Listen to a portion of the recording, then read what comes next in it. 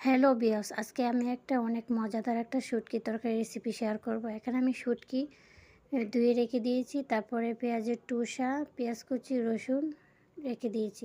এরপর আমি একটা কড়াইতে শুধু রসুন দিয়ে ভালো করে ভেজে তারপরে 1 চামচ হলুদ, 1 চামচ মরিচ, হাফ চামচ ধনিয়ার গুঁড়া, লবণ দিয়ে ভালো করে একটু কষিয়ে নিব। এরপর আমি পেঁয়াজের টুসাগুলো দিয়ে দিব, তারপরে পেঁয়াজ কুচিগুলো দিয়ে দিব।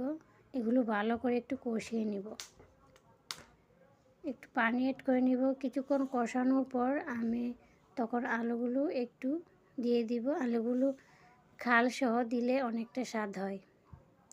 তারপর আমি এই যে শুটকিগুলো দিয়ে দিব। ট্যাংরা শুটকিগুলো দিয়ে এরকমভাবে তরকারি খেতে সত্যি অনেক মজা হয়। একবার টেস্ট করে দেখতে পারেন রান্না করে। তারপর পানি অ্যাড করার পরে দেখেন, তারপর আমি ধনিয়া পাতাগুলো সবগুলো দিয়ে দিচ্ছি। দেখেন অনেক মজাদার একটা রেসিপি।